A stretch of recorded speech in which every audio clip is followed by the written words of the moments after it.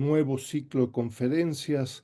Habrán visto del programa de todo el semestre, como desde 2005 tenemos cada 2 semanas el ciclo de conferencias con un grupo heterogéneo de ponencias de diversos lugares, una diversidad de temas, etcétera. Los invito mucho a revisar ahí el programa de todo el semestre, ¿no?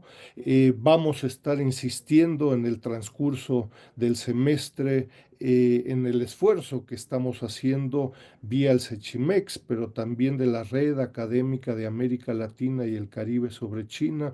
Vamos a estar insistiendo a participar y asistir al séptimo Seminario Internacional de la Red, que se va a llevar a cabo a finales de mayo, ¿no? Entonces hemos ya recibido, por suerte, un sustancioso grupo de propuestas y esperamos que a finales de febrero tuviéramos ya el programa completo. Les aseguro que un complejo programa con ponencias magistrales, diversas mesas, etcétera, tratando de cuidar, lo cual no es fácil, de cuidar las zonas de horario. El evento es 100% vía Zoom, ¿no? Y bueno, pues se podrán imaginar con colegas, en fin, en América Latina, Europa, China, no es fácil lograr horarios comunes, ¿no? Pero bueno, en esas andamos. El día de hoy, pues,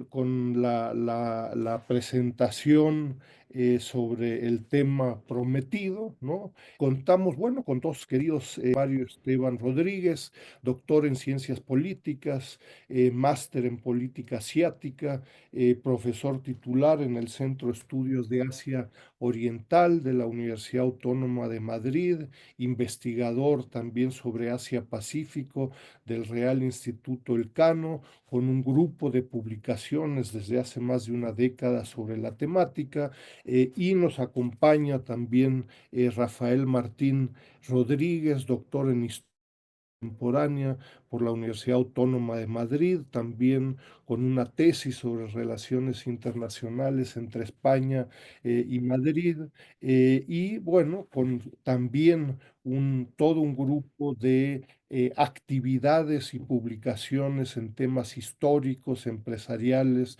con la Universidad de Alcalá, entre otras, ¿no? Entonces, bueno, muy interesado en fin, este diálogo sobre la República Popular China, también desde una perspectiva europea, desde España, que creo que siempre enriquece los debates, discusiones sobre China y la relación de América Latina y el Caribe con China, ¿no? Entonces, Mario y Rafael, pues de nuevo muy agradecidos por su tiempo en su tarde en España.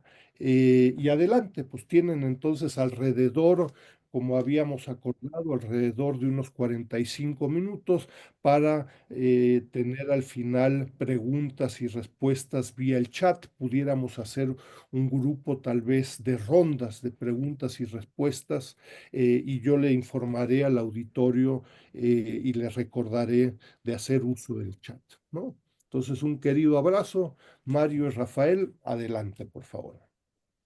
Bueno, pues lo primero, muchísimas gracias, Enrique, a ti en lo personal y a Cechimex en lo institucional, ¿no? Por esta oportunidad. No sé, bueno, os comentamos un poco cómo habíamos pensado Rafael y yo, ¿no? Organizar esta actividad.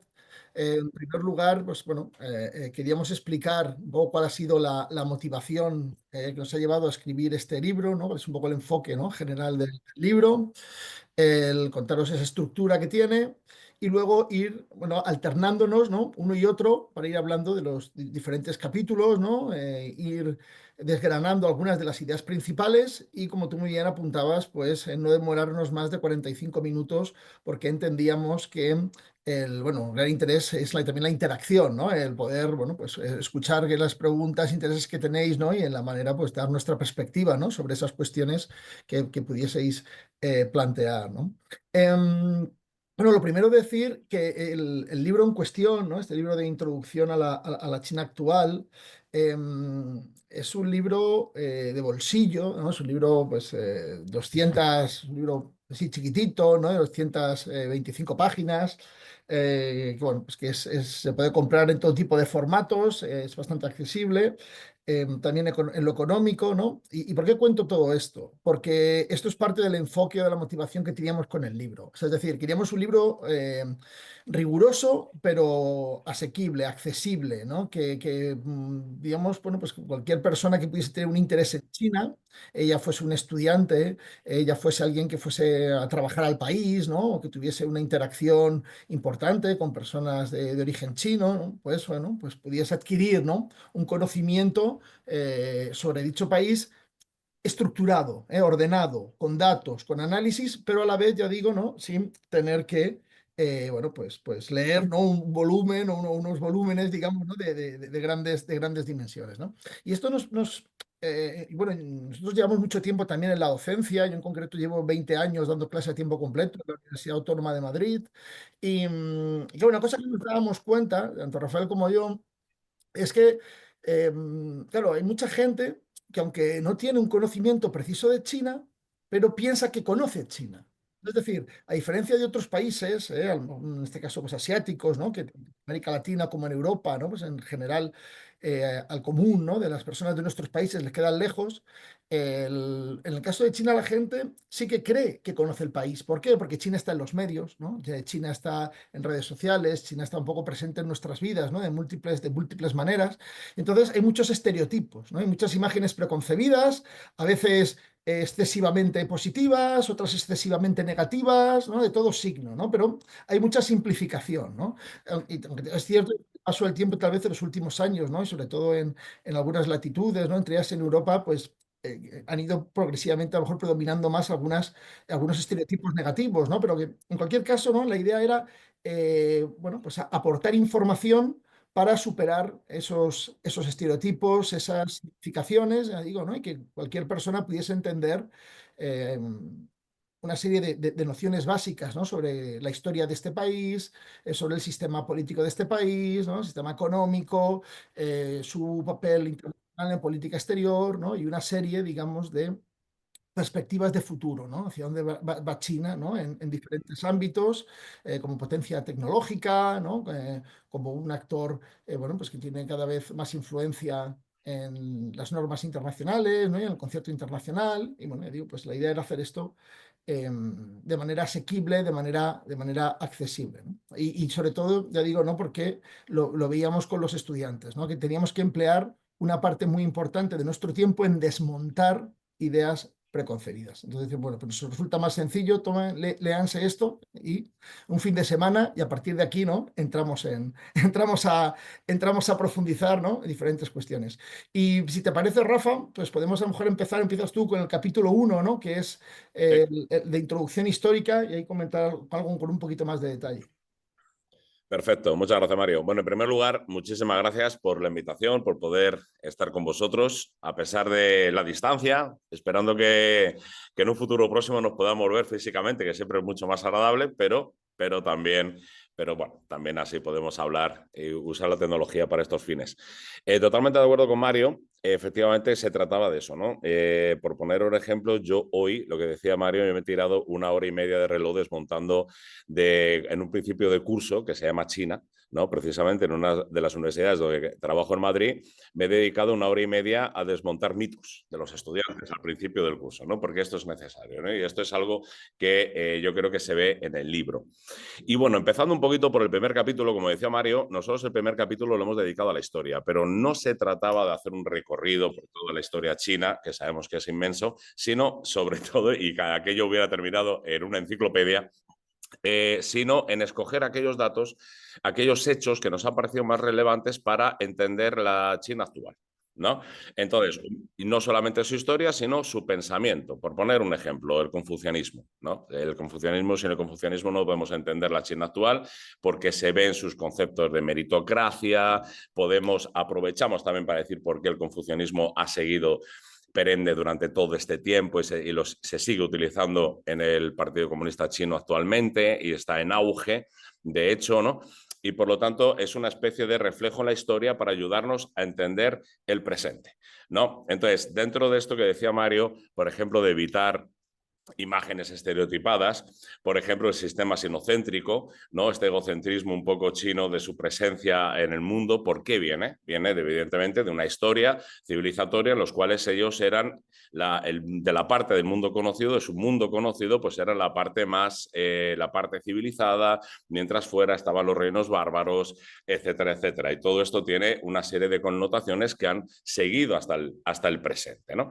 Ahí vamos avanzando Mario y yo en este capítulo y no haciendo saltos, sino de una manera lineal, progresiva, para que el lector lo vaya entendiendo de una manera amena, evidentemente, sin cargar demasiado los datos históricos para que el lector no se pierda, yendo con otros pensamientos como son el legalismo, etcétera, tan importantes también para entender la China actual. Y luego vamos avanzando también, pues, por ejemplo, ya hasta llegar al siglo XIX, el siglo de las humillaciones, el principio de la República China, de Sun Yat-sen, todo lo que esto significa de su enfrentamiento con el mundo occidental, cómo ellos lo perciben y cómo esto también es importante para entender la China actual, ¿no? Todo lo que ya conocemos, digamos, de estos, el reflejo histórico de los 100 años de humillaciones, todo lo que ha provocado, lo que provoca todavía, digamos, en los discursos políticos chinos actuales y en la conciencia histórica china. Recordemos que China es un país con una conciencia histórica muy larga,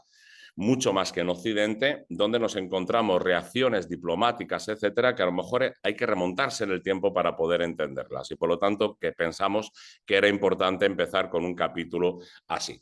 Y luego seguimos avanzando, evidentemente, hasta llegar a la China de Mao, todo lo que implica, digamos, el intento de Mao, de Zhou Enlai, de liderar el tercer mundo, para relacionarlo también con cuáles son las vías posteriores, en capítulos posteriores de política exterior, de cuáles son las vías principales de la política exterior china, que en parte sigan manteniendo líneas provenientes del pasado, lo que sería liderar el tercer mundo, ahora mismo en los discursos de Xi Jinping, el sur global, etcétera, etcétera, ¿no? Por lo tanto, es un capítulo introductorio relacionado con la historia, pero donde no pretendemos cargar al lector con demasiada información, sino hacerle entender, hacerle remontarse a la historia para entender elementos claves del presente, ¿no? Y a partir de ahí, luego ya nos metemos ya con el presente chino, pero de alguna manera que ya el lector haya podido entender, concebir cosas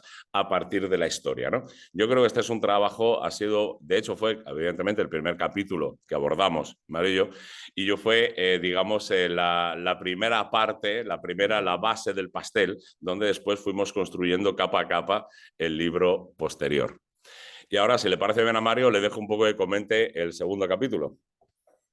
Sí, y tal vez sobre el primero, sobre enfatizar, ¿no? A lo mejor una idea, ¿no? Que te has apuntado y es, claro, que no es un análisis lineal cronológico, ¿no? Sino también conceptual, ¿no? O sea, por ejemplo, esa transición, ¿no? De imperio a Estado-nación, ¿no? Un Estado-nación que además es multiétnico, ¿no? ¿Qué implicaciones tiene también hoy en día?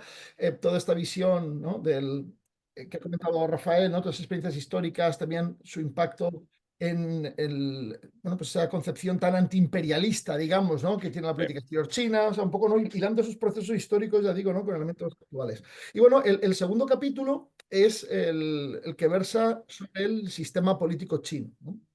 Pues bueno, ahí, pues lógicamente, analizamos, por un lado, la centralidad del Partido Comunista de China, ¿no? Que es un régimen de partido-estado, ¿no?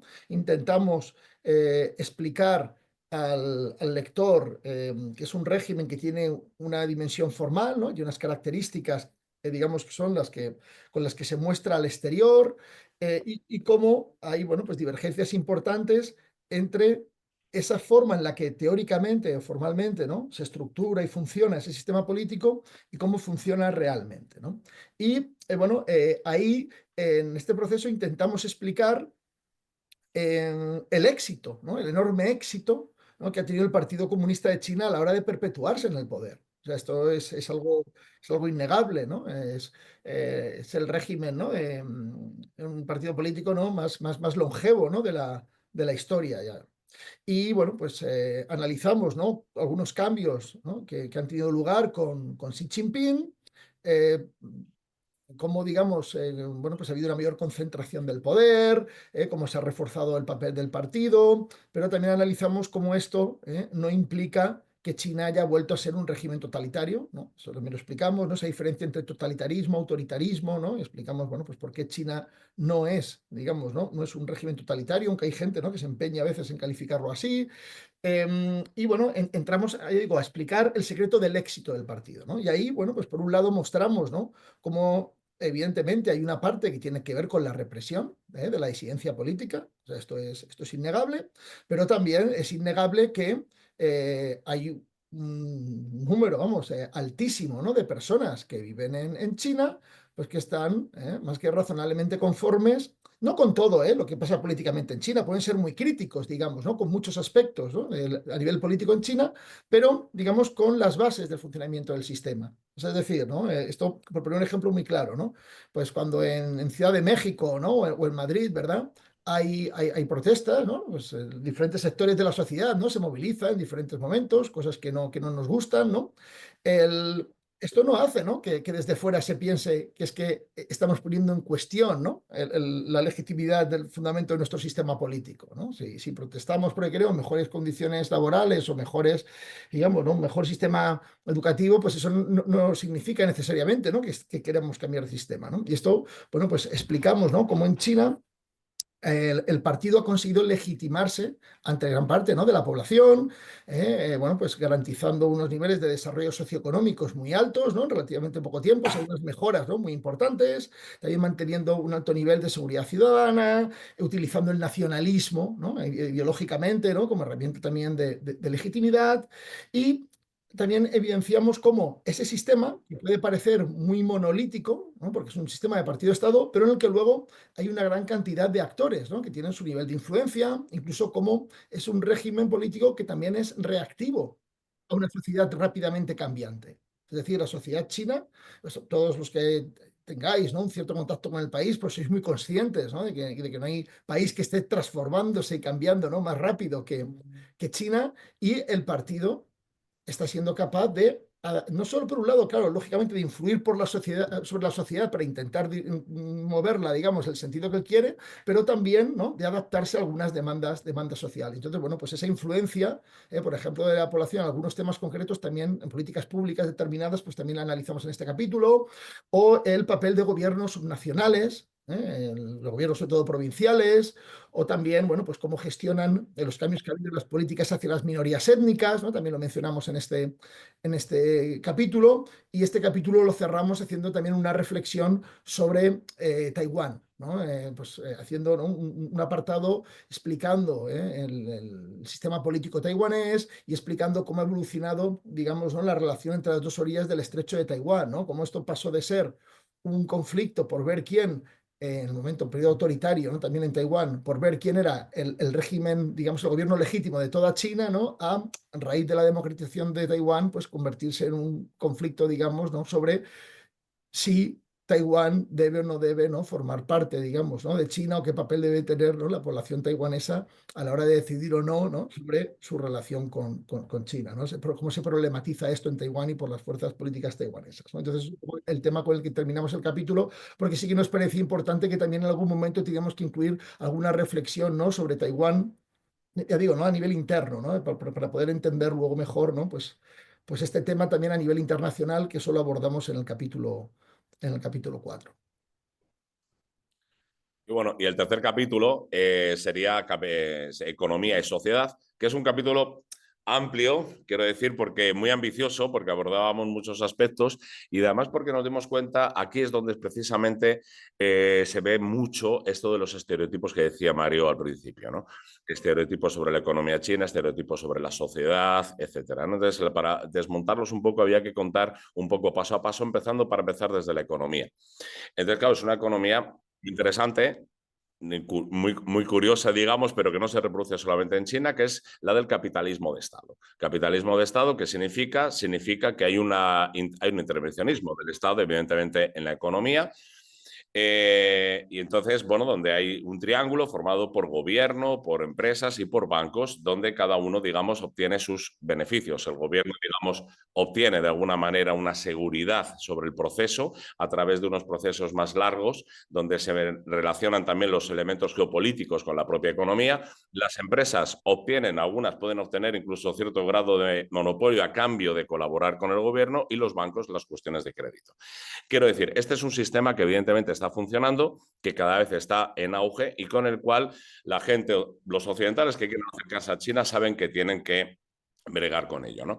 Y evidentemente es importante y ha provocado también muchos cambios sociales. Todos sabemos que la sociedad china es de las que ha pegado un cambio inmenso en los últimos años, ¿no? Ha pasado, como dicen tantos amigos míos chinos, de la bicicleta al Mercedes en apenas 2 décadas, ¿no? El proceso que nos ha llevado en Occidente durante muchísimo tiempo. Y esto provoca muchísimas cuestiones sociales que abordamos a lo largo de este capítulo.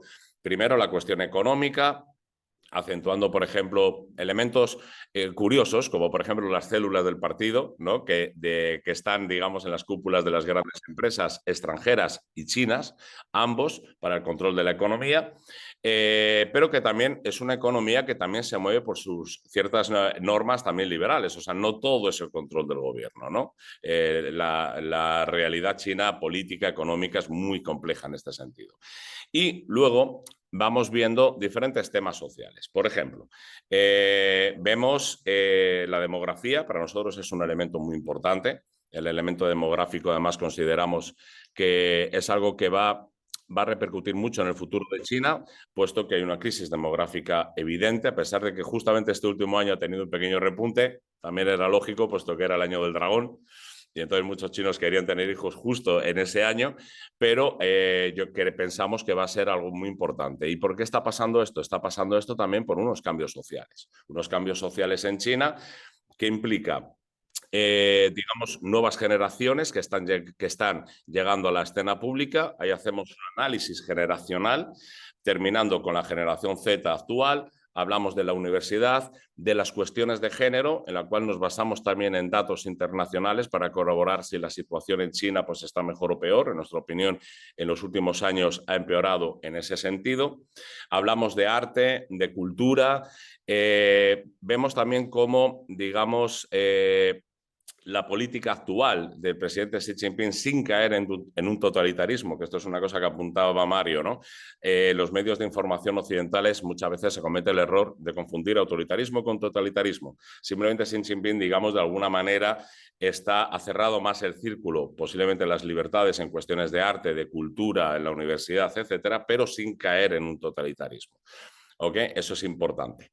Y bueno, luego vamos analizando un poco todos estos cambios sociales que se van dando en China y todo lo que es este proyecto chino social, no solamente político, sino cuál es el pensamiento de la ciudadanía por diferentes generaciones, por sexos, por cuestiones académicas. Analizamos también el mundo universitario, que nos parece muy interesante. Y en definitiva, pues un organigrama sobre la sociedad china actual que se relaciona siempre con los capítulos anteriores, porque, por ejemplo, al principio el capítulo de historia evidentemente va a servir al lector al principio para poder entender cuestiones de este capítulo que si no posiblemente el lector se perdería, ¿no? Puesto que al fin y al cabo hay que entender la sociedad china como una sociedad que ha crecido muy rápido, que ha dejado muchos desniveles en el camino. Eso lo vemos también cuando analizamos el tema de las pensiones, el tema de las jubilaciones, etcétera, pero la seguridad social, pero también cómo se empiezan a rellenar esos huecos, cómo va cambiando también la mentalidad según nuevas generaciones más postmaterialistas empiezan a incluirse en la escena social china. gente que a lo mejor ya valora mucho más, digamos, un ocio más posmaterialista, menos relacionado con la adquisición de productos, etcétera. Y esto nos lleva a cuál es la situación social y China actual relacionada también con la economía. Para concluir esta parte, ahora mismo se está hablando mucho en China de la crisis económica china. Nosotros aquí somos cautos, como un poco en todo el libro, ¿no? No queremos irnos ni radicalizarnos ni a un lado ni a otro. Quiero decir, China ha cambiado su sistema productivo, no es lo mismo recibir grandes inversiones de carreteras, puentes, etcétera, con todo lo que eso conlleva el crecimiento de 2 dígitos, que no se puede mantener para siempre, que irse hacia una economía de mercado interno, de consumo interno. ¿Okay? Entonces, evidentemente, el crecimiento es inferior, pero sigue estando alrededor del 5%. ¿Okay? Esto provoca desconfianza también en las generaciones nuevas que estaban acostumbrados a otra realidad y provoca un tipo de contestación social del cual también hablamos en el apartado de las protestas y que es una cosa que nos preguntan mucho a Mario y a mí cuando hacemos presentaciones de este libro y que son protestas, digamos, que siempre han existido en China, pero que de alguna manera se desarrollan de manera diferente a muchos otros países de Occidente, ¿no? Hablamos, por ejemplo, de las protestas de diciembre del 2022, cómo se desarrollaron, las que se desarrollaron a través de Internet, las que hubo en algunas fábricas anteriormente, y para ver cuál es ese tipo de enganche de la sociedad con el partido dentro de un pacto tácito que existe entre gobierno y ciudadanía, que es crecimiento económico a cambio de no cuestionamiento político. ¿Okay? Entonces, digamos, abordamos todas esas cuestiones intentando que sean, yo creo, logrando que sean de la manera más amena posible y cerrando un poco el círculo del capítulo para que el lector pueda tener, digamos, una visión general del panorama chino social en la actualidad. Y paso la palabra a Mario. Sí, y hay también en este capítulo, Rafa, yo creo que un punto interesante tal vez, y como veo que vamos razonablemente bien de tiempo, ¿no? Pues le pongo un poquito de énfasis donde explicamos esa transición también en el modelo de desarrollo, ¿no? Y cómo la economía, la estructura, a nivel estructural, la economía china ha ido cambiando, ¿no? O sea, es decir, para ir, bueno, pues ganando cada vez más protagonismo, a actividades productivas de mayor valor añadido, ¿no? Más intensivas, ¿no? También en capital, en tecnología, ¿no? Cómo se ha cambiado el énfasis, ¿no? De la velocidad en el crecimiento a la calidad, ¿no? En el crecimiento, digo, ¿no? Apoyado en un mayor desarrollo tecnológico, ¿no? En cuestiones de sostenibilidad, ¿no? Todo este tema también lo abordamos aquí en este capítulo, ¿no? Porque, claro, la economía china bueno, pues eso, ha tenido una transformación brutal, ¿no? En los últimos 30 años y un poco también intentamos explicar esta transformación que también, lógicamente, luego va vinculada al impacto internacional, ¿no? Que es un poco, pues también aprovecho y lo comento, ¿no? Porque ya enlazo con el capítulo siguiente, ¿no? En el que, bueno, pues hablamos, ¿no? De cómo ha ido cambiando también el lugar de China en el mundo, ¿no? Y vemos cuáles son un poco, ¿no? Los principales vectores bueno, pues de influencia de China, ¿no? A nivel internacional, ¿no? Y ahí, bueno, pues vemos que bueno, China sobre todo ha basado, ¿no? sus crecientes capacidades internacionales en el tamaño de su economía, ¿no? En un crecimiento económico brutal que luego le ha permitido, bueno, pues invertir, ¿no? Parte de ese capital, ¿no? En desarrollo tecnológico, ¿no? A su vez reforzando, ¿no? Sus capacidades militares, invertir también en su proyección, ¿no? En términos de poder blando, en su atractivo, ya digo, para otros países, ¿no? Pero todo esto muy, muy basado, ¿no? En su crecimiento económico, ¿no? O sea, China es un país que, o sea, a diferencia de la Unión Soviética, ¿no? Durante la Guerra Fría, que, bueno, ideológicamente, ¿no? Era atractivo para muchos países. O sea, hoy en día, cuando uno mira por el mundo, pues no hay una gran cantidad, ¿verdad?, de partidos políticos que explícitamente, ¿no? Miren a Pekín, ¿no? Como un modelo, ¿verdad? Político, digamos, a imitar, ¿no? Sin embargo, sí que hay una gran cantidad de países, enorme cantidad de países, ¿no? Que miran a China como un socio, ¿no? Muy relevante, sobre todo en el ámbito económico, ya sea como socio comercial, como inversor, ¿no? Y esto, bueno, pues es una realidad que viene fundamentada en esa pujanza económica que ha ganado China y en ese desarrollo, te digo, tecnológico, ¿no? que ha conseguido gracias a, bueno, pues como ha invertido una parte muy importante, ¿no? de esa creciente capacidad financiera que tiene este país, ¿no? Y en este sentido, nosotros ponemos mucho el acento en este concepto de diversificación, ¿no? O sea, cómo China es un actor tremendamente atractivo para aquellos países que quieren diversificar su política exterior, sus relaciones internacionales y, como decíamos antes, esta cuestión de los estereotipos, ¿no? Además, en temas de política exterior se ve muchísimo, ¿no? O sea, hay toda una serie, ¿no? de análisis. Vamos a simplificar mucho, pero todos tenemos aquí este estereotipo presente, ¿no? Esta idea del dragón, ¿no? Como si China fuese un ente meramente, ¿no? Amenazante, agresivo, revisionista. Y luego tenemos otros, ¿no? que tienen esta visión de China casi como un oso panda, ¿no? Que fuese un país muy centrado, ¿no? Exclusivamente en el poder blando. Claro, lo que vemos es una realidad mucho más compleja, ¿no? A medida que China ha ido aumentando sus capacidades económicas, militares, etcétera, pues parte de esas capacidades las ha utilizado, ¿no? Para generar dinámicas que están siendo muy provechosas para muchos países, ¿no? Esto lo vemos, por ejemplo, ¿no? En muchos de los proyectos vinculados a la iniciativa de la Franja y la Ruta, no solo, pero luego también, claro, también lo está utilizando para presionar, para elementos de coerción económica, para presión militar, sobre todo en algunos de sus vecinos, ¿no? O sea, que es esta situación, ¿no? Contradictoria. China, pues es oso panda y es dragón, digamos, ¿no? En función del contexto. Y ahí también volvemos al tema de Taiwán, ¿no? O sea, es decir, Taiwán o la República de China, ¿no? En Taiwán, pues su propia existencia, ¿no? Como ente político independiente, pues es claramente cuestionado, ¿no? Desde Pekín, pero a la vez, ¿cuál es el país que recibe más de un 40% de las exportaciones de la República de China? Pues la República Popular China. ¿Cuál es el país que concentra el mayor stock de inversiones de Taiwán, con más del 50%? La República Popular China. Es decir, ¿no? Entonces, claro, o sea, entendemos, ¿no? Es esa complejidad, ¿no? Por eso decíamos, ¿no? O sea, aquí sí que es un libro, de verdad, queremos que es riguroso, digo, que es ameno, ¿no? Que tiene bastantes datos, pero no es simple en el análisis. O sea, no ofrecemos, digamos, ¿no? Respuestas simplistas o queremos evitar respuestas simplistas porque entendemos que estas realidades, ¿no? Son mucho más complejas, ¿no? No sé, Rafa, si quieres ir tú ya con la parte un poco de escenarios o quieres Vamos. profundizar un poquito más en alguno de los temas que tocamos aquí en el capítulo 4.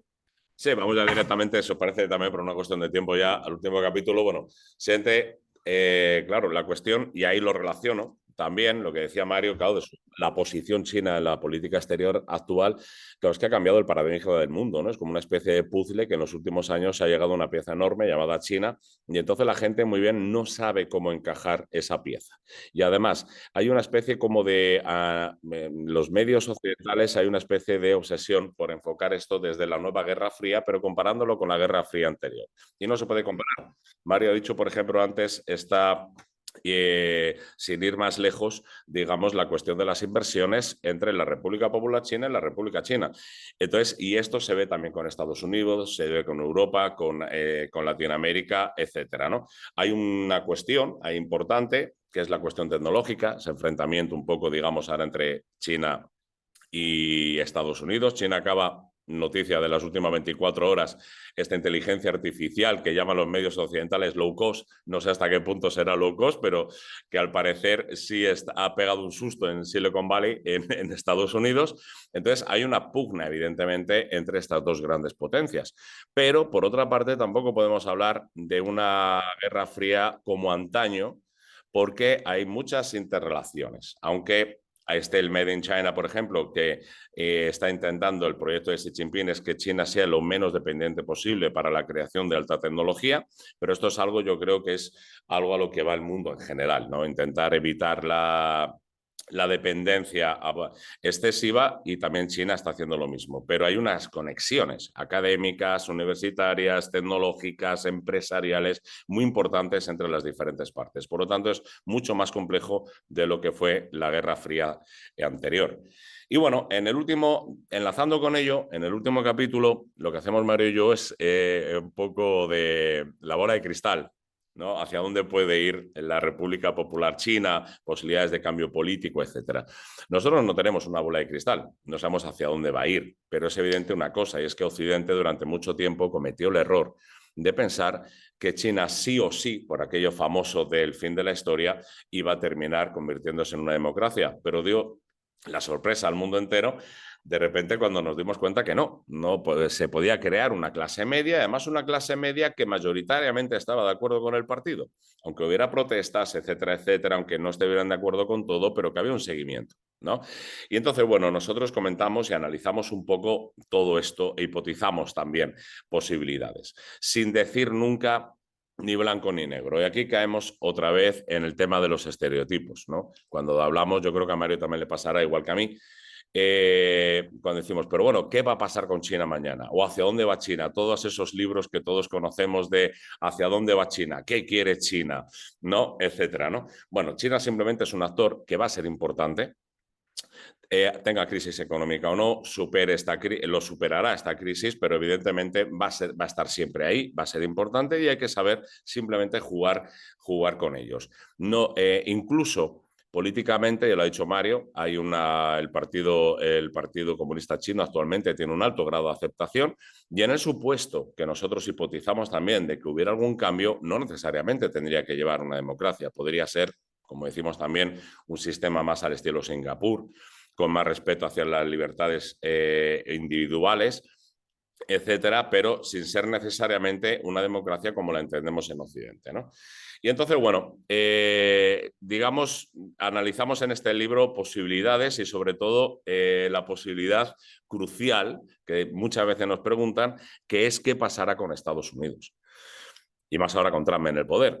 Pero claro, ahí no solamente es hipotizar la posibilidad de un conflicto bélico entre China y Estados Unidos, que obviamente nadie quiere, sino ver las variantes que son muy numerosas, que nos indican que un resultado incluso positivo de un enfrentamiento para Estados Unidos también sería devastador para la economía de Estados Unidos, de buena parte de Occidente, y esto mismo puede provocar que las aguas se calmen. O sea, no solamente hablar del posible enfrentamiento, sino ver por qué es posible que no exista ese enfrentamiento jamás, ¿no? Entonces, bueno, hablamos también un poco de la proyección china hacia el mundo, lo que decíamos del sur global, etcétera, de la cuestión demográfica, que nosotros insistimos mucho. Mario es especialmente machacón con este tema de la crisis demográfica china, y es, digamos, la crisis que están teniendo que no va a repercutir necesariamente en que China pierda su posición en el mundo, sino que simplemente pues, va a ser una China que va a perder uno de sus grandes valores que tenía anteriormente, que era una pirámide poblacional muy beneficiosa para ellos en comparación con otros países. No significa que vayan a vivir peor, ni mejor, ni nada por el estilo, ¿no? Entonces, bueno, básicamente en ese capítulo pues intentamos adelantarnos a muchas de las preguntas que la gente se hace, intentando no caer en los estereotipos ni de un lado ni de otro, porque consideramos que China, debido a su posición, pues cuando se habla de China uno tiene que ser, como a mí me han llegado a preguntar en alguna conferencia, me han llegado a preguntar si yo era pro-chino o anti-chino antes de empezar la conferencia. Digo, bueno, esta pregunta no tiene absolutamente ningún sentido, ¿ok? Porque China, al estar digamos, en esta posición, nos olvidamos del análisis objetivo de su población, de su sociedad, de sus intereses, de todo lo que quiere conseguir en el mundo para su seguridad, la importancia que tiene para ellos el partido, y nos vamos hacia cuestiones estereotipadas en las cuales de buenos y malos, ¿no? Como decía Mario antes, ni oso panda ni dragón, ¿no? Entonces, bueno, hay una cosa también importante para desmontar también parte de estos estereotipos, y es que China no está intentando impulsar o forzar su modelo político fuera de China, ¿no? Entonces, digamos, estos temores de Occidente carecen de una base real, ¿no? De que China esté intentando forzar cambios políticos en otros países, etcétera, etcétera, lo que no implica. China puede ser atractivo para muchos países y China también puede ser dragón para otros países, ¿no? Países que sobre todo están en su zona geográfica más cercana, como Vietnam, etcétera, ¿no? Por lo tanto, ni blanco ni negro, y simplemente, insisto, es un capítulo en el cual queremos adelantarnos a todas esas preguntas del lector, en el cual quiere saber, como si tuviéramos una bola de cristal, qué es lo que va a pasar en el futuro. Mira, Y por mi parte, no sé si Mario quiere... sí, perdona que soy muy pesado, ¿no? Siempre hay como apuntando cosas, ¿no?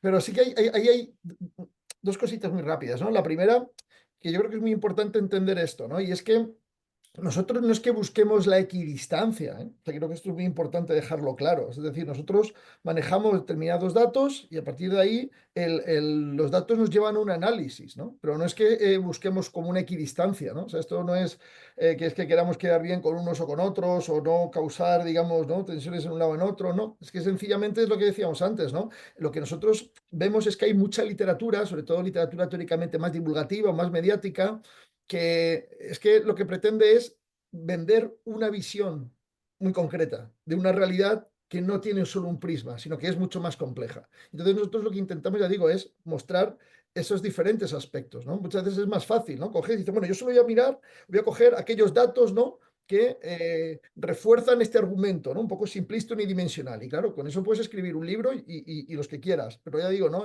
Aquí el asunto era, bueno, pues no ser tan selectivos, ¿no? A la hora de coger datos o ejemplos, ¿no? Sino viendo que es que realmente hay datos o ejemplos que apuntan en distintas direcciones y a partir de ahí montar una explicación, un argumentario que conciliase eso, ¿no? Y luego, por último, ¿no? En este último apartado, también mencionar de manera un poco más explícita que hay otro apartado muy centrado en la cuestión de si China será o no será líder tecnológico, digamos, que no es lo mismo que sea una gran potencia tecnológica, que esto yo creo que esto ya no se le escapa a nadie, ¿no? Sino que hasta qué punto, digamos, ¿no? Ese va a ser un liderazgo compartido con Estados Unidos o no, qué limitaciones puede tener, ¿no? Qué sectores es más fácil, ¿no? Que ejerza posiciones de liderazgo respecto a otros, porque el tema tecnológico es fundamental, ¿no? Porque el desarrollo tecnológico marca en gran parte, ¿no? La competitividad económica y marca también en gran parte, ¿no? Las capacidades militares, ¿no? Entonces, claro, hay que entender muy bien, ¿no? Toda esta dimensión tecnológica, pues para poder, por ejemplo, con el tema demográfico, claro, si tu demografía se hunde, pero tú eres líder, ¿no? En robotización, ¿verdad? Es líder en automatización, digamos, de procesos industriales, pues lógicamente ese hundimiento demográfico tendrá unas repercusiones muy distintas que si no lo eres, ¿no? O sea, quiero decir que ahí un poco, ¿no? Abordamos también esta cuestión. Y ya con esto, yo creo que cerramos nuestra primera intervención, ¿no? Y quedamos ahí a la espera de preguntas y comentarios.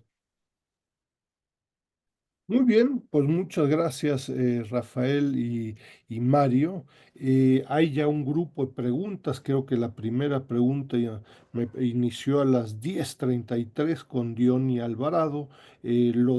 Asumo que ustedes pueden leerlas. En mi calidad de moderador, yo haría un par de sugerencias, preguntas a ustedes, ¿no? Por un lado, bueno, creo que se ha ido resolviendo en el chat, pero no todos tienen acceso o saben cómo usar el chat. Sería valioso si nos indican de nuevo cómo se puede tener acceso al libro que están presentando, ¿no? En forma explícita, más allá del chat. De nuevo, no todos son duchos al respecto, ¿no? Uno. Y después yo les diría en términos de contenidos, ¿no?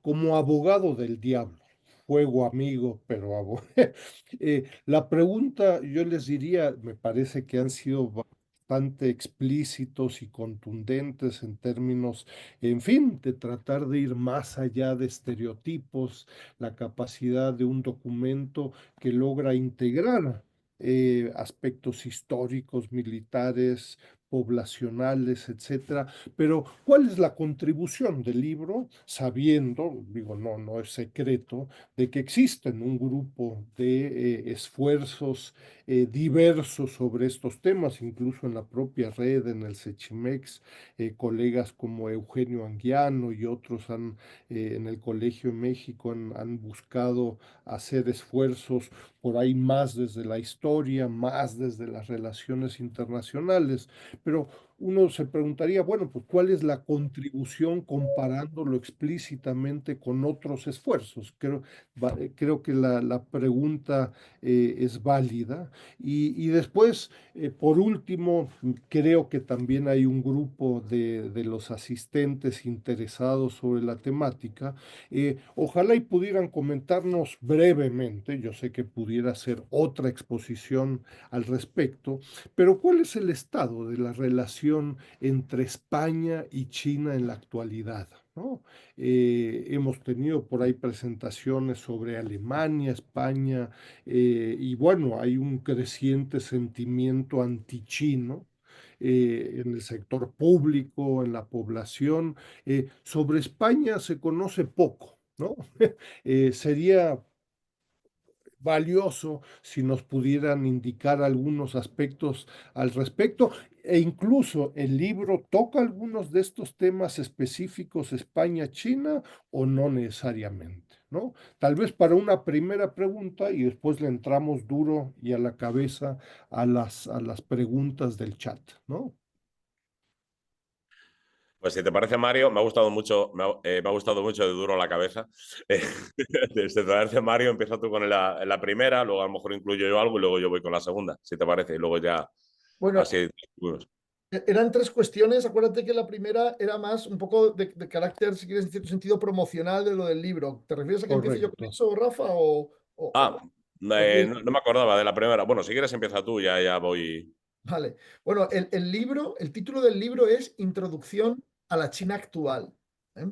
Y la editorial se llama Alianza Editorial. Entonces, el libro, digamos, ¿no? Se puede comprar en formato electrónico directamente en la propia editorial, pero todos los grandes proveedores, ¿no? Por ejemplo, en Amazon México también se puede adquirir el libro.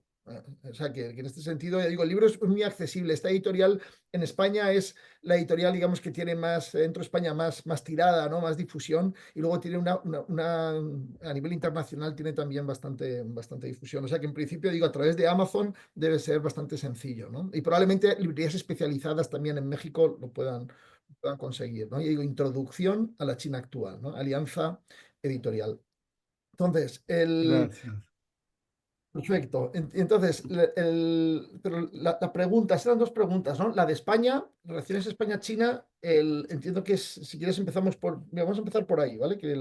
Porque Vale, justo es un tema, claro, yo aparte de ser director del Centro, ¿no? de Estudios de Asia Oriental de la Universidad Autónoma de Madrid, como decía Enrique también al principio, trabajo en un think tank, ¿no? En un centro, un laboratorio, digamos, de ideas, ¿no? Que se llama el Real Instituto Elcano, que se dedica al análisis de temas de política exterior, ¿no? Y en ese ámbito, pues es el centro, la institución un poco más influyente de España, ¿no? Y ahí hacemos, claro, pues mucho trabajo sobre las relaciones que tiene España con otros países, incluyendo la República Popular China.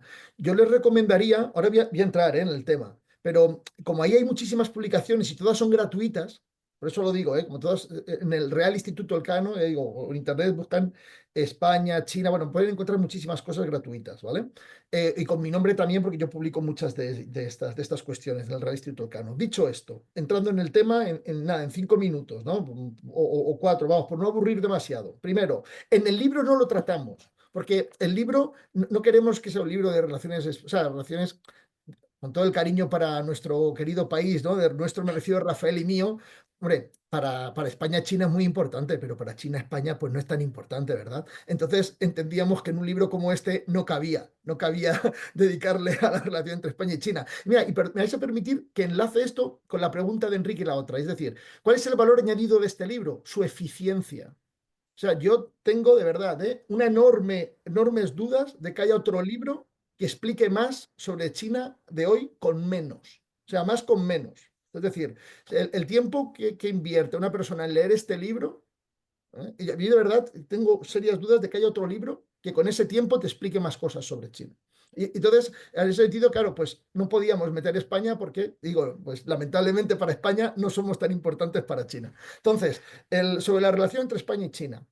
Efectivamente, ¿no? Como decía Enrique, ha habido un deterioro, ¿no? En las relaciones entre China y también en general la Unión Europea, como muchos de ustedes saben, ¿no? A raíz de la COVID-19, luego a raíz, ¿no? de la invasión rusa de Ucrania y el posicionamiento, ¿no? de China en este sentido.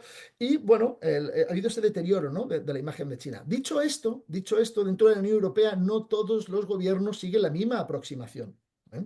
Y algunos tienen una actitud, digamos, más constructiva, ¿no? Ponen más empeño en buscar una agenda positiva con China que otros, ¿no? Porque el consenso sí que está en esta idea que a lo mejor muchos de ustedes ya conocen, ¿no? De que China es un socio, un competidor y un rival de la Unión Europea. Las tres cosas, socio, competidor y rival. ¿Qué sucede? Que diferentes Estados miembros pues, consideran que es más o menos socios, otros más o menos rival, más o menos competidor, ¿no? Entonces, ahí van modulando, ¿no? Y en diferentes áreas también. Entonces, en ese sentido, el gobierno español está entre aquellos que han buscado o que están buscando una actitud más constructiva con China. ¿Vale? El presidente del gobierno, ¿no? de España, Pedro Sánchez, en los 2 últimos años ha visitado a China. Ya se ha anunciado que en otoño los reyes de España visitarán China. Esto puede posibilitar que Xi Jinping visite España en 2026. O sea que la dinámica política en ese sentido, ¿no? está siendo de buscar una buena sintonía porque se entiende en la línea de lo que mencionábamos antes, ¿no? de China, que es un socio atractivo, ¿no? desde la óptica de la diversificación. ¿no? O sea, y China es un socio súper importante para afrontar muchos de los retos que tenemos. Rafael acababa de mencionar antes DeepSeek, ¿no? O sea, está el IA, digamos, ¿no? más sostenible, de bajo coste, o todos sabemos, ¿no? en las tecnologías chinas en términos de energías renovables, en términos de vehículo eléctrico. Entonces, claro, si quieres hacer frente, ¿no? a retos como la transición digital, ¿no? como la transición verde, bueno, pues, ¿cómo no vas a mirar a China? Si no miras a China, todo esto lo vas a hacer más tarde y más caro, digamos, ¿no? Entonces, desde ese análisis, ¿no? Pues ya digo, ¿no? El gobierno de España busca una relación constructiva. Dicho esto, esta relación constructiva hay que enmarcarla en esas tensiones geopolíticas que decíamos antes. E insisto ahí, esas tensiones geopolíticas no solo vienen de Washington, es decir, que a veces se simplifica, sobre todo los colegas chinos a veces, también tengo que decirlo, a veces son un poco simplistas con nosotros en este tema. Dicen, no, es que ustedes, porque digo, nos reunimos mucho, mucha China, ¿no? Es que ustedes solo hacen lo que les dice Estados Unidos. No, oiga, de verdad no, es más complejo. O sea, Estados Unidos nos influye, España es un país que es miembro de la OTAN, pero, y también es miembro, ¿no? de la Unión Europea, pero no son meramente problemas de otros, ¿no? que nos llegan, sino que, oiga, pues ustedes también toman posicionamientos en ciertos temas que a nosotros nos preocupan de forma endógena, de forma propia. Pero bueno, dentro de esas preocupaciones, e insisto, el tema de Rusia ahí es muy importante, España es un país que busca una relación constructiva y agenda positiva con China. Y ahí, solamente por incluir algo, totalmente de acuerdo en lo que dice Mario. Además, también, además España también exporta a China. Me acuerdo, por ejemplo, pues somos uno de los principales exportadores de carne de cerdo a China. Y de hecho, nos afecta también el tipo de las cuestiones europeas, porque también España es un país europeo. Y cuando se habla de aranceles, por ejemplo, a los coches eléctricos chinos, y China habla entonces también de poner aranceles seleccionados, digamos, algunos productos europeos, pues ahí también pueden caer algunos productos españoles. Entonces, hay un movimiento también del gobierno español para evitar esto, ¿no? Forma parte de esa diversificación necesaria que decía Mario, ¿no? España es un país que exporta actualmente carne de cerdo y muchísimas otras cosas a China, y entonces queremos seguir, el gobierno español quiere seguir todavía con esa dinámica. Y luego al mismo tiempo también puede ser interesante si, o el gobierno español piensa que puede ser interesante si China invierte parte de su tecnología a través pues, de los coches eléctricos, construcción de coches eléctricos, baterías, etcétera, en España, que pueda además repercutir, digamos, incluir, digamos, valores añadidos españoles dentro de esa producción, ¿no? Y entonces eso pues, puede generar beneficios también para la industria española que no es la misma, lo sabemos todos, que la británica o la alemana, etcétera, pero que puede beneficiarse, digamos, de esas dinámicas, ¿no? Entonces, como dice Mario, yo creo que simplemente pues España está buscando un posicionamiento cómodo con China, digamos, que le haga, y una estrategia, digamos, que le haga tener beneficios, ¿no? Y en ese sentido, pues ahí las visitas de Pedro Sánchez, la muy posible que, bueno, la segura que va a realizar el rey de España y la muy posible que pueda realizar Xi Jinping en el 2026. Simplemente. Bueno, muchas gracias.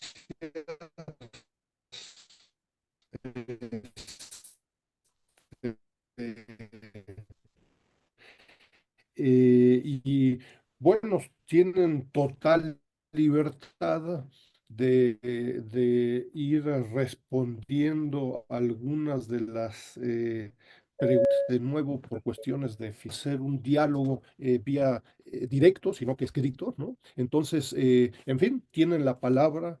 Como les decía, me parece que desde las 10:33 hay un nutrido grupo de diversos comentarios, ¿no? Entonces, podemos hacerlo en una ronda, en dos rondas, en aras de terminar ahí más o menos a tiempo. Ustedes me habían indicado que por ahí tenían otras actividades, ¿no? Pero entonces, ustedes mandan cómo quieren ir respondiendo a estos temas desde las 10:33, ¿no? Vale, perfecto. Yo por ahora, como creo que no son tantísimas, digamos, las preguntas, si te parece, Rafa, yo creo que vamos en orden, ¿no? Vamos de una en una Sí, y las me vamos parece bien. tocando, y las tocamos todas, ¿no? Me Vale, parece bien. perfecto. La primera Vale. sería Venezuela, Venezuela, de las 17:33. pendientes. Vale, empiezas tú si quieres y luego digo, Vale, venga, vale, perfecto. Bueno, claro, aquí yo creo que aquí es un tema muy interesante, ¿no? Porque todos sabemos que lo que tiene que ver, por ejemplo, en inversiones de fondos soberanos chinos, lo que tiene que ver, ¿no? Con financiación china, pues Venezuela se lleva la parte del león. No digo de inversión, digo de financiación, ¿no? De préstamos, ¿no? De chinos en su momento, ¿no? Que en los últimos años no ha tenido. Yo creo que aquí el punto que yo pienso que puede ser más relevante es entender que China se relaciona de manera diferente con diferentes países. Es decir, claro, porque aquí comentaba, ¿no? El Alvarado, ¿no? Que hizo la pregunta, ¿no? Decía, bueno, es que aquí, claro, el personal era importado, no necesitaban trabajadores criollos, ¿no? Esto es la construcción. Claro, efectivamente, claro, porque China, en términos generales, lo que ha hecho siempre es intentar maximizar en su beneficio las relaciones con terceros países. Entonces, tiene una gran adaptabilidad.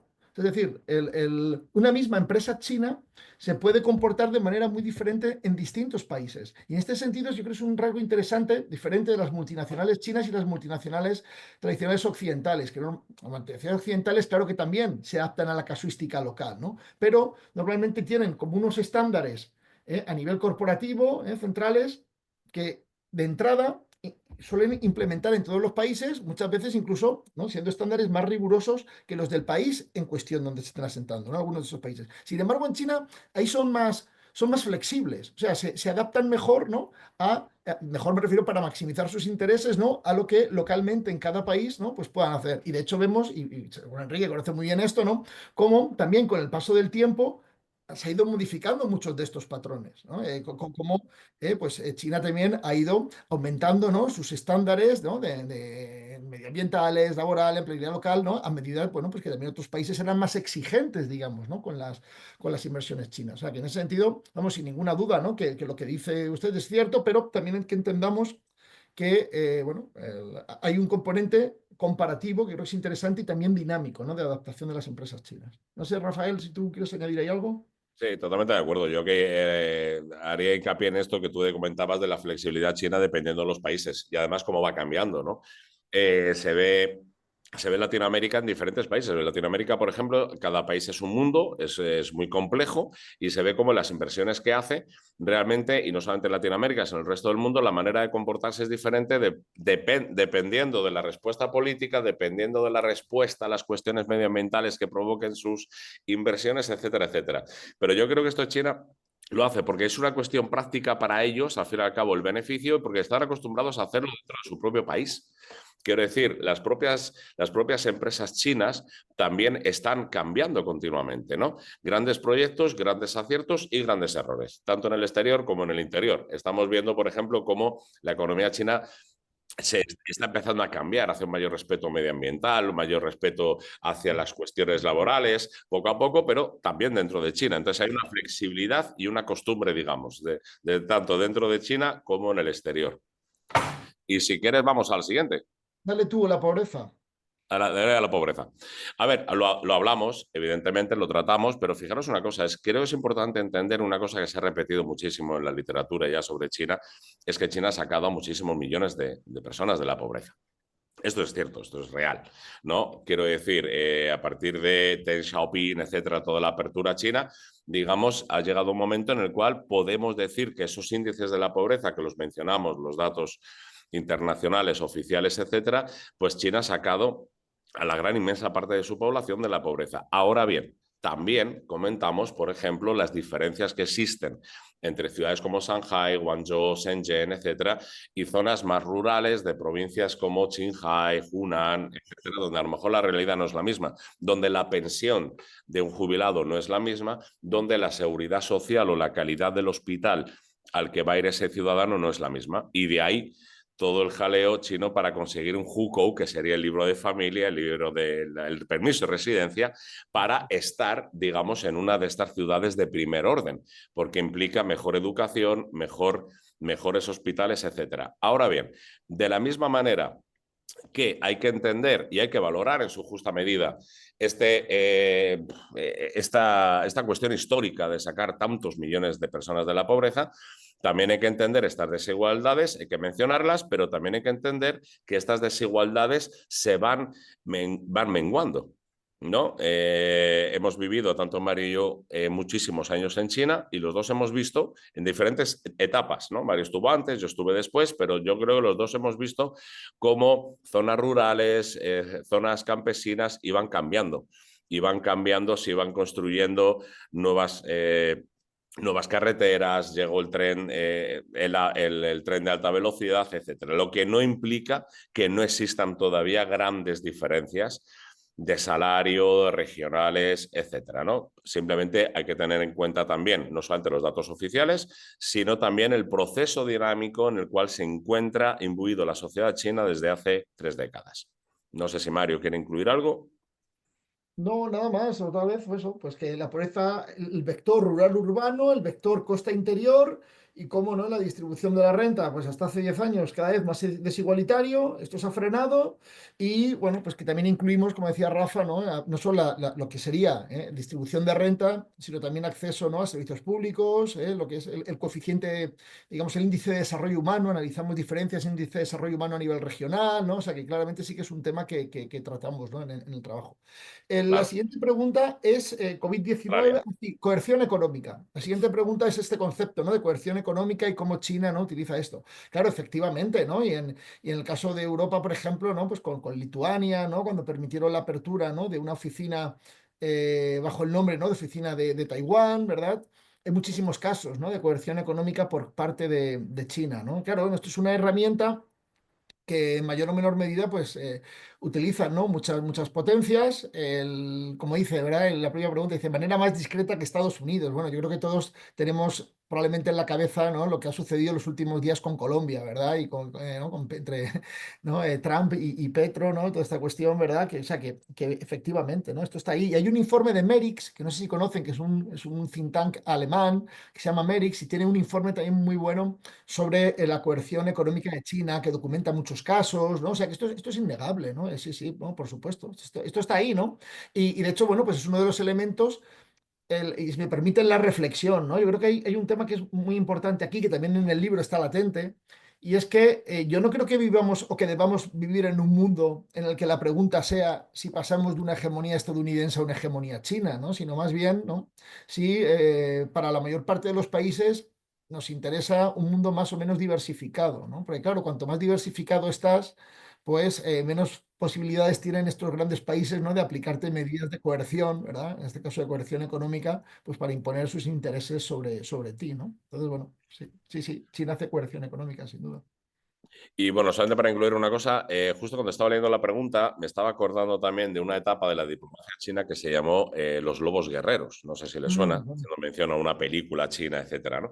Y fue una época de diplomacia muy dura, realmente muy dura, en la cual, digamos, diplomáticos desde el más alto nivel, el ministro de Asuntos Exteriores, como por ejemplo cónsules, embajadores, etcétera, hicieron unas declaraciones muy fuertes en nivel exterior, y esto fue justo también la época de Australia, ¿no?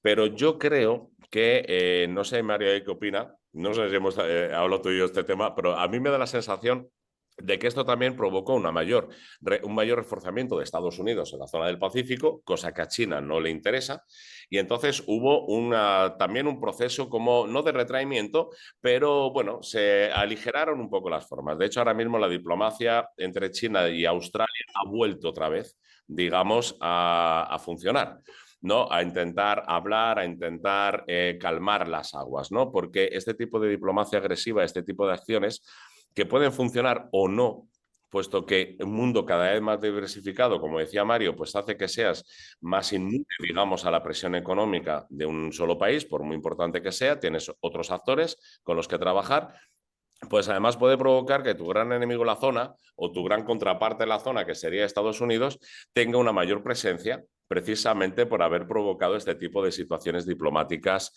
agresivas, ¿no? Es la sensación que yo tuve cuando vi que amainaban un poco las formas por parte del gobierno chino. La siguiente pregunta es, bueno, esta más que una pregunta, no es como una advertencia, ¿no? Si China, ¿no? Pues va a caer, ¿no? En ese proceso, ¿no? De estancamiento económico, ¿no? Brutal que pasó Japón, ¿no? A lo mejor la década perdida, etcétera, ¿no? Supongo. Bueno, a ver, ¿qué sabemos y qué no sabemos? Lo que sabemos, y esto Enrique lo sabe mucho mejor, tanto que Rafael y yo, que no somos economistas, ¿no? Es que los dobles dígitos no van a volver.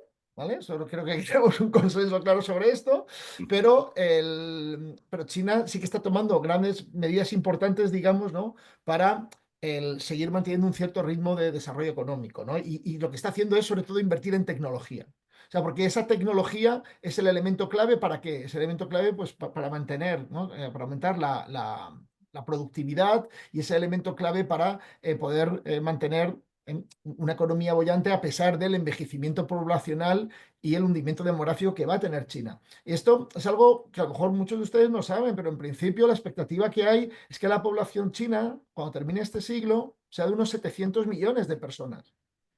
Es que China va a perder la mitad de su población. Esto no lo digo yo, esto lo dicen los académicos, bueno, primero, ¿no? Lo decía Naciones Unidas y ahora también lo dicen los propios académicos chinos, ¿no? Demógrafos. Entonces, claro, esto es muy serio, ¿no? Por eso China está invirtiendo tanto y va invirtiendo tanto en robotización. O sea, claro, porque mucha gente entonces dice, ¿cómo es posible que inviertan tanto y son países tan poblados? Bueno, claro, porque ven por dónde van a ir, ¿no? Saben cuáles son los retos que quieren a medio y largo plazo. Entonces, bueno, es un poco, ¿no? Nosotros, ni Rafael ni yo pensamos que la economía china se vaya a hundir. Es decir, o sea, nosotros somos de los que pensamos, pero no, yo digo, no porque queramos pensar esto, sino que los datos lo que nos dicen es que China está ha hecho mejor frente, ¿no? A las últimas crisis económicas que otros y que, bueno, que tiene elementos, ¿no? Digo, sobre todo el desarrollo tecnológico, bueno, pues que apuntan a que va a poder capear esto de manera, vamos, que siendo un reto enorme, ¿eh? Siendo un reto enorme, pero bueno. El, mira, El, sí, dale, Rafa. No, bueno, no lo sé si me ha pasado el mensaje. Creo que, bueno, si lo de Japón, el papel de España. Bueno, yo creo que esto, el papel de España ante las amenazas de Trump, yo creo que más o menos esto lo hemos respondido un poquito antes, ¿no? Que era, se me preguntaba Francisco, si el papel de España con Pedro Sánchez en la relación con China y las implicaciones, ¿no? Latinoamérica. Bueno, yo creo que aquí lo que decíamos antes, ¿no? España está buscando la diversificación, aquí puede ser interesante China y justamente lo que decíamos antes. O sea, el papel de España es importante para España, pero modesto en el conjunto europeo, pero también tenemos una economía europea.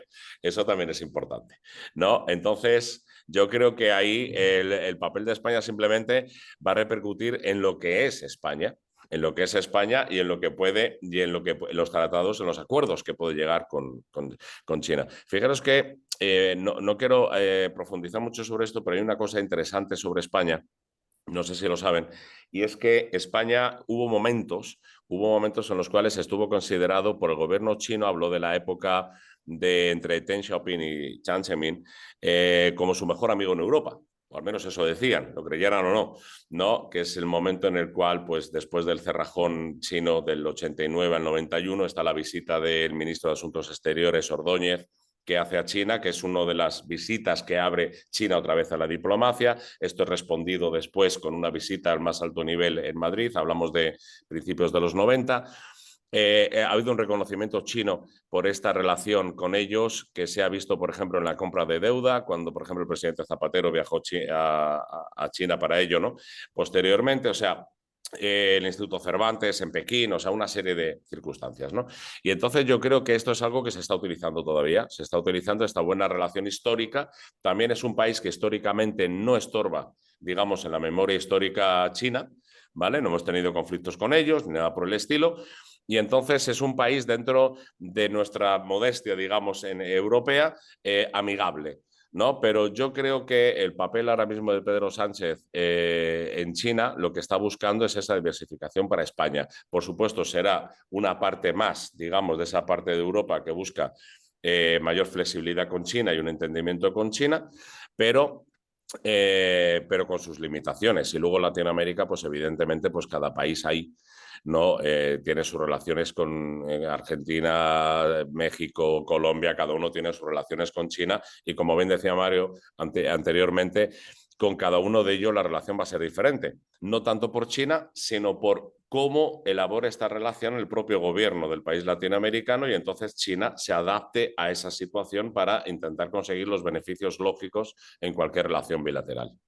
No sé si Mario tiene algo que añadir. No, porque me estoy empezando a preocupar el tiempo, así que vamos a ir, tenemos muchas preguntas, ¿no? La siguiente pregunta es sobre corrupción, ¿no? Y más en concreto sobre el Ejército Popular de Liberación, ¿no? Efectivamente, ¿no? O sea, yo creo que esto, honestamente, ¿no? Yo creo que a muchos nos sorprendió, ¿no? El nivel, ¿no? Bueno, pues de purgas, ¿no? Que ha tenido que hacer la cúpula del ejército, ¿no? También la cúpula de diplomacia y además, ¿no? De personas que el propio Xi Jinping había puesto en esas posiciones de responsabilidad, ¿no? O sea, es decir, aquí no estamos hablando de casos, ¿no? En los que estés retirando a unas élites para poner a personas que te son afines, ¿no? Para garantizar su lealtad, sino que, ¿no? Hablamos de generales, ¿no? Hablamos del ministro de Defensa, hablamos de un ministro de Exteriores, ¿no? Que ha sido el propio Xi Jinping, ¿no? Quien haya puesto ahí, ¿no? Así que, efectivamente, ¿no? Yo creo que esto lo que nos muestra, es un ejemplo muy claro, ¿no? De que esas visiones tan radicales de China, ¿no? A veces ya digo, ¿no? Como China, que es una máquina perfecta, ¿no? Un engranaje, ¿no? Imparable, ¿no? Que en lo que todo funciona, ¿no? Al milímetro, al dictado de Xi Jinping, pues no, evidentemente no, porque claro, si tú has nombrado, ya digo, ¿no? A un ministro de Exteriores, a un ministro de Defensa, y en 6 meses en menos de 6 meses los tienes que estar cambiando, ¿verdad? Pues aquí hay algo y todo más vinculado a corrupción, vinculado, ¿no? A influencia extranjera, ¿no? Entonces, bueno, esto yo creo que es un ejemplo clarísimo, ¿no? De debilidad del control, ¿no? Del líder, ¿no? En este caso de Xi Jinping, que a pesar de ser esa figura, ¿no? Que ponemos énfasis, ¿no? Que concentra tanto poder, pues bueno, pues luego, ¿no? Le explotan literalmente, ¿no? Le explotan en las manos, ¿no? Cuestiones tan graves, ¿no? Gravísimas como esta, ¿no? Sí, sí, yo creo que esto es ya digo, ¿no? Un gran ejemplo de las limitaciones, ¿no? De esa concentración del poder. Y de un problema estructural como la corrupción, ¿eh? Un problema estructural dentro del sistema político chino. Vamos con la siguiente, yo creo, ¿no, Mario? A ver. El índice completo del libro, es que Ah, yo no sé. Luego, si no lo intentamos, cuando hable uno u otro, intentamos a ver si podemos hacer como una captura de pantalla o algo, a lo mejor. sí. Eh, Algo así. El, Creo que está en Amazon, ¿no? está El eso. link. En Amazon. Perfecto. O eso es, o en la propia página, ¿verdad? En la propia página web, a lo mejor también de la editorial, es cierto, ¿no? Ahí Sí, está el. ahí Sí, está. sí, es verdad, eso es. Perfecto, gracias, Enrique. Sí, sí. Sí. Ejemplos de coerción económica. Bueno, pues sí, mira, claro que podemos dar ejemplo de esto. Vamos, son públicos y notorios, ¿no? Y si quieren ponemos algunos latinoamericanos que les pillan más cerca, ¿no? Que pueden, ¿no? A lo mejor generar, ¿no? Más interés, ¿no? Pero además esto es muy público, es decir, que no. Y bueno, Sí, en las noticias. lo que pasa es que son más públicos, bueno, es que aquí los ha habido en todos los sentidos, ¿no? Porque claro, es muy interesante, por ejemplo, ¿no? En el caso, voy a empezar por Chile, por ejemplo. Quiero hablar de Chile y de Brasil, ¿vale? Claro, en Chile es muy interesante porque fueron muy notorios tanto los intentos de coerción, ¿no? Por parte de Estados Unidos como por parte de la República Popular China, ¿no?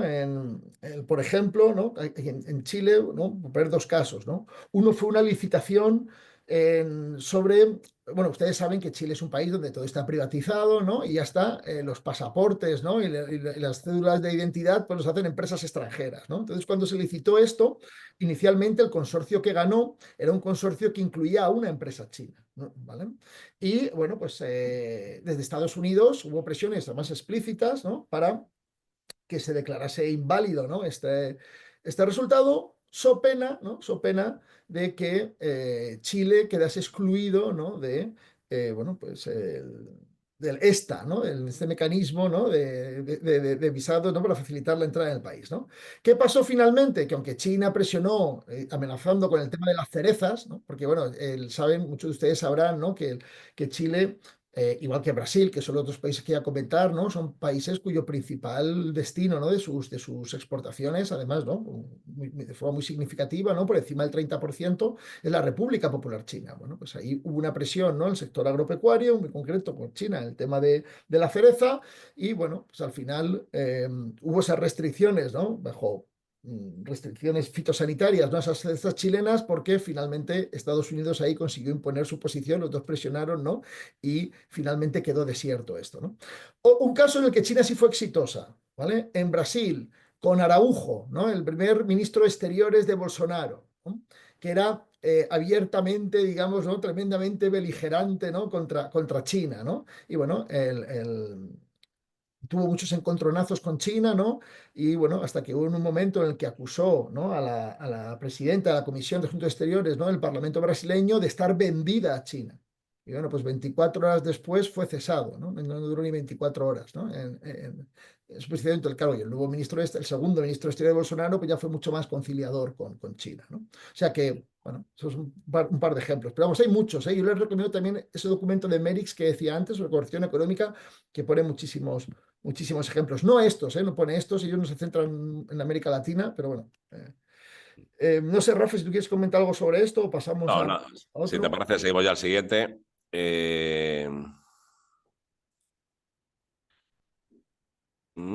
De Colombia, ¿no? Sandra Sánchez, ¿sí? Sí, sí, sí. Bueno, a Fondo de ver, inversión. bueno, a ver, yo creo que aquí, digo, si quieren, yo creo que Enrique, esto te toca a ti decir, explicar, porque claro, vosotros tenéis esa base de datos, ¿no? donde pueden encontrar, ¿no? Información sobre inversiones, ¿no? Pueden encontrar mucho más detallado que cualquier aportación que podamos hacer nosotros, ¿no? Sobre esto, ¿no? No sé, ya digo, ¿no? Yo creo que no tiene mucho sentido que nosotros expliquemos así, porque además el libro, ya digo, no entramos en ese nivel nosotros no entramos en ese nivel de De detalle. relaciones de unas zonas con otras. No. Vigilancia cibernética. Sí. Sí, sí, sí, sí. Bueno, esto es muy Si quieres, interesante. empiezo yo, luego sigues tú. Venga, sí, sí, sí, sí. Pues vigilancia cibernética, evidentemente. Pregunta Alfredo. Pues efectivamente, Alfredo, sí se sabe, evidentemente, que esta vigilancia existe. Además, es una cuestión muy interesante. China es el país que tiene más cámaras en el mundo por metro cuadrado, ¿no? Y esto es algo que saben perfectamente los chinos. Entonces, en la cuestión, por ejemplo, de la vigilancia en las aplicaciones chinas más importantes como Weixin, por ejemplo, esto es algo que está en el día. Por ejemplo, durante las protestas por el COVID-0, la gente protestaba por el Weixin, que era la manera que tenía, y desaparecían cuentas, la gente desaparecían los vídeos. O sea, esto es algo natural, normal, con lo cual la gente ya está acostumbrada a jugar, ¿no? Por ejemplo, muchas veces si alguien pone un vídeo que al gobierno va a molestar, mucha gente ya intuye que esto va a molestar y entonces lo que hacen es copiarlo para mandarlo a todos los amigos antes de que el vídeo desaparezca. Por lo tanto, hay un grado, digamos, de concienciación sobre eso muy alto, muy fuerte. Y luego además hay una cosa muy interesante que sucede mucho en China, y es que aunque no, porque una persona, si no se mete, digamos, contra el partido, cosas por el estilo, empieza a hacer una revolución o cosas por el estilo, va a tener una vida muy tranquila. Por muchas cámaras que hay alrededor y mucho Weixin, etcétera, su vida va a ser, la inmensa mayoría de la población va a ser muy tranquila, etcétera. Pero hay un detalle, no sé si a Mario esto le habrá pasado alguna vez, pero que es que cuando se habla de política se mencionan, aunque estés con un amigo en un bar, se tiende a bajar un poquito la voz. No sé si me explico. Se tiende a bajar un poquito la voz, aunque estés en una cafetería tú solo y el camarero esté en la otra punta de la barra y sepas que no hay ninguna cámara, pero es una inconsciencia, digamos, instintivamente lo bajas, aunque luego te rías de ti mismo, diciendo por qué. Y esto es porque esta presencia que a lo mejor muchas veces es exagerada por el propio público, digamos, del gobierno intentando vigilarlo todo. Evidentemente no se puede vigilar todo, ni todas las conversaciones de 1.400 millones de personas, pero crea, digamos, la sensación de que hay una vigilancia encima de uno perenne, ¿no? Y hay que reconocerlo, eso es un logro, digamos, conseguir esto en una población tan grande, ¿no? Pero sí, efectivamente hay una conciencia clara, digamos, de que hay un control e incluso uno intenta escapar de ello utilizando metáforas. Hay una cosa muy interesante, por ejemplo, y son las palabras... una persona que conoce Mario precisamente, que acaba de defender una tesis de doctoral muy brillante en la Universidad de Granada, hablaba precisamente sobre las palabras espejo, si mal no recuerdo, que son palabras que utiliza la población china. Estoy en la tesis, yo estuve en el tribunal de la tesis hace poco, palabras que utiliza la población china, digamos, para esconder conceptos, ¿no? Por ejemplo, si queremos hablar de esto o si queremos hablar incluso de Xi Jinping, no decimos Xi Jinping, ponemos otra cosa, ponemos otra palabra. Y cuando ya se localiza, entonces ya cambiamos la palabra, ¿no? Entonces es muy interesante. Y una cosa, no sé si han visto ustedes las noticias, cuando se cerró temporalmente o se iba a cerrar temporalmente TikTok en Estados Unidos, ¿no? La parte occidental, se iba a prohibir en Estados Unidos, al final no. Esto provocó la inmigración de millones de estadounidenses que se fueron a Xiaohongshu, que es una aplicación propiamente china, y de repente donde solamente hay chinos, y estos chinos se encontraron con millones de estadounidenses hablando, chateando con ellos. Bien, pues sucedió una cosa muy interesante, y es que se multiplicaron los vídeos. Yo tengo la aplicación en el móvil y podía verlo. Se multiplicaban los vídeos de chinos intentando enseñar estas palabras espejo a los estadounidenses para que no metieran la pata y no les cerraran la cuenta de Xiaohongshu. O sea, fíjense hasta qué punto ya hay conciencia sobre todo este tipo de temas. ¿Okay? Y no sé, y Mario, si quieres añadir algo más. No, perfecto, perfecto, Rafa. Vamos a ir saltando a otro tema. Vale. Sí, no, que agregar que Chile tiene principios diferentes. Bueno, sí, de partida sí, eso está explicado también en el libro y de dónde viene esto, ¿no? Y bueno, pero también creo que hay que ser consciente, y el libro también está explicado, que los principios no son solo una parte de la política exterior. Es decir, también están los intereses, ¿no? Y por eso tenemos dobles raseros, ¿verdad? Y a veces defendemos unos principios y a veces otros, ¿no? O sea, quiero decir que, por supuesto, lo de los principios, ya digo, en el libro está explicado también, pero también dando ese matiz, ¿no? Que los principios no explican todo, ¿no? La política exterior. Que si somos voz, bueno, a ver, bueno, yo no sé si diría tanto, pero ya digo, desde luego el Instituto Elcano, como decía antes, ¿no? Dentro de su patronato, es el jefe del Estado, es el presidente de honor, todos los expresidentes del gobierno forman parte del patronato, y del patronato también tenemos a 4 ministerios, o sea que algo de influencia queremos pensar que tenemos, ¿no? Luego que cada uno pues ahí, ¿no? Pues toma sus decisiones, pero entendemos que nos leen, o por lo menos queremos pensar que nos leen. Tiene China programas de apoyo municipal a fondo perdido. A ver, no sé el detalle técnico. Lo que sí le puedo decir, y esto Enrique también lo sabe muy bien, es que cuando hablamos de cooperación internacional, ¿no? Los montos que dedica la cooperación china a donaciones son muy reducidos. O sea, China dedica un montón bastante reducido a donaciones, ¿no? O sea, no sé si la respuesta concreta, pero si lo comparamos, ¿no? Con los programas de cooperación internacional que tienen otras grandes economías, ya digo, ¿no? Y cómo se distribuye eso entre financiación, ¿no? Y donaciones, a fondo perdido, China, el porcentaje es bastante bajo. El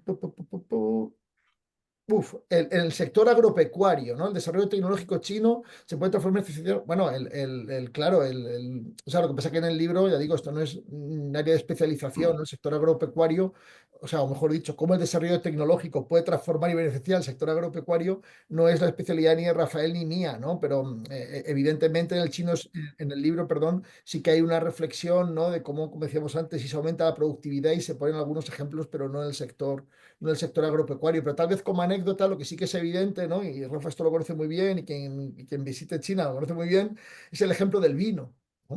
Es decir, ¿no? Claro, cómo no, China ha incorporado, ¿no? Una gran cantidad de tecnología en el desarrollo de la producción del vino, ¿no?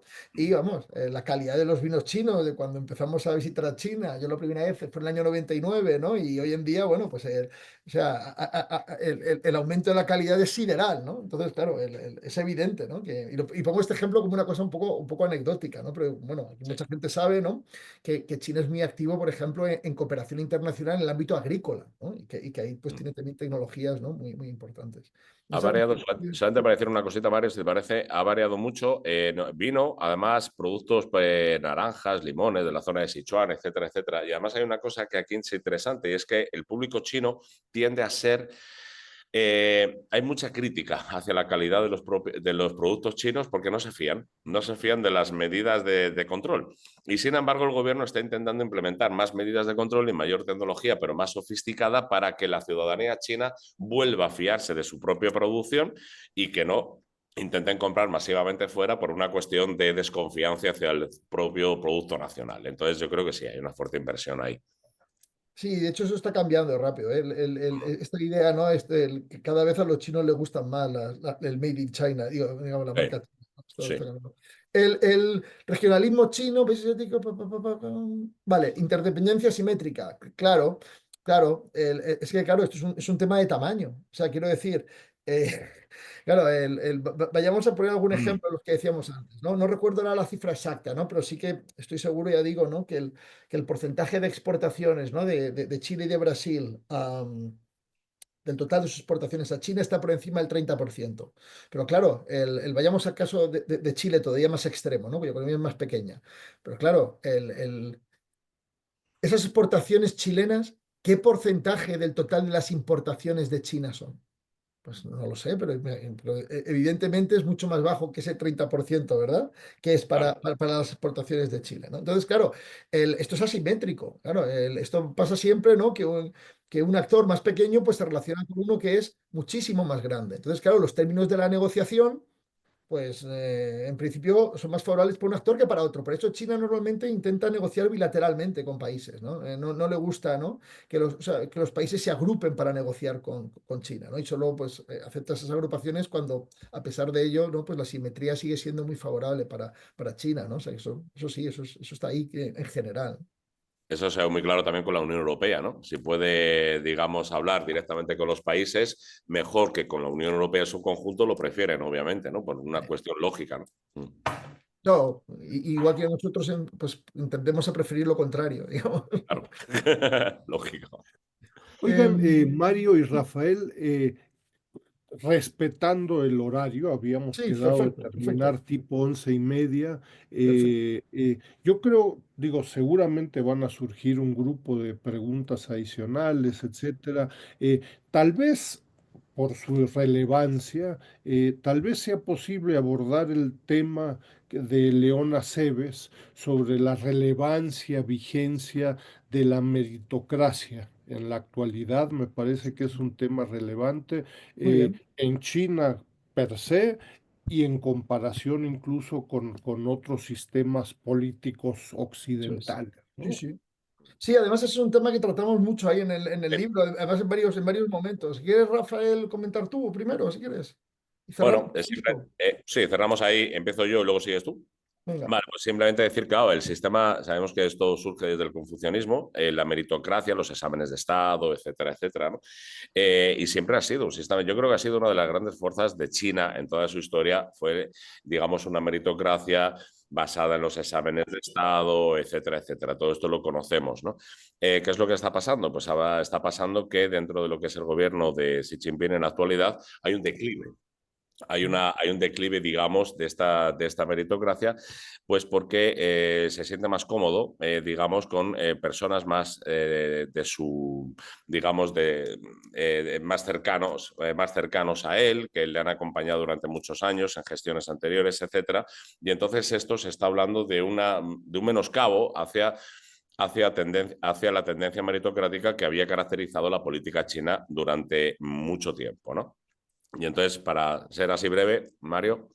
sí, pero cuidado ahí, o sea, porque Sí, hay un matiz, ¿no? Lo que se dice en el sí, libro es, el sistema político chino sigue siendo enormemente meritocrático, mm, ¿vale? sí, La calidad de la administración, digamos, civil china, por decirlo de alguna manera, ¿no? Los conocimientos, competencias, comparativamente es mayor, digamos, ¿no? que la de la mayor parte de países. Lo que sucede es que, como dice Rafa, hay una cierta tendencia, ¿no? Por eso que le muy bien explicado, a reducir esta cuestión, ¿no? Pero mm, el sistema chino sigue siendo tremendamente meritocrático, ¿no? sí, Tremendamente meritocrático. Y bueno, y lo que vemos nosotros, ¿no? También hacemos alguna reflexión sobre ello, ¿no? Es que las democracias occidentales, en parte, estamos yendo, ¿no? O están en algunos casos, ¿no? Hay una degeneración, bueno, pues a derivas populistas, digamos, ¿no? En algunos casos en los que, bueno, pues ese mérito, ¿no? O ese conocimiento, ese componente tecnocrático, ¿no? Pues está perdiendo.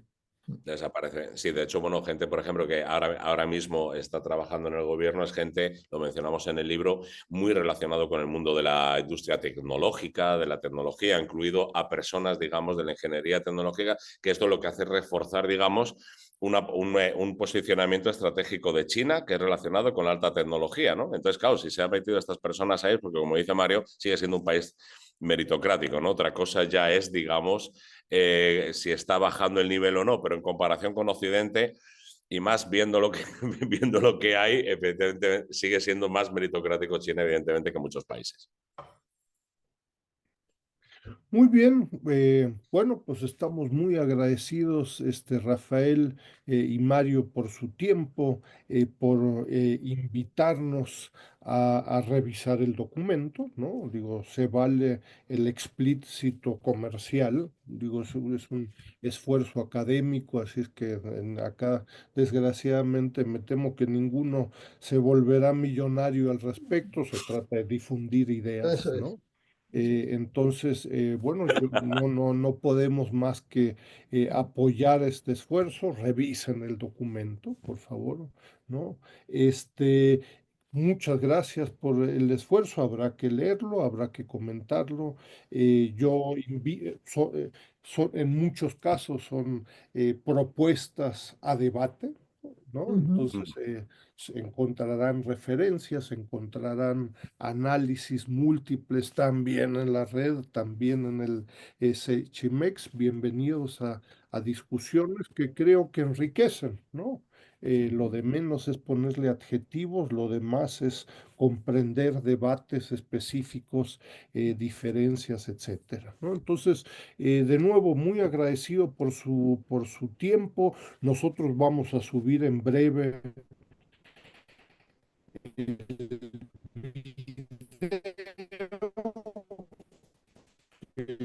usualmente se consulta mucho. Vamos a enviar Mario y Rafael ahí plantear algo adicional antes de terminar la sesión de hoy, ¿no? Nada, pues muchas gracias. Digo, agradecer, muchísimas gracias por la invitación y que tengan todos un muy, muy buen día. Sí, sí. Muchas gracias a todos y espero que nos veamos, como decía al principio, ¿no? Internet o mejor presencialmente en el futuro, a ser posible. Encantado, encantado. Buenas tardes, ya empezando la noche por aquellos rumbos, ¿no? Gracias de nuevo. Buen día a todas y nos Adiós. vemos en 2 semanas. Hasta Buen luego. día. Hasta luego. Adiós.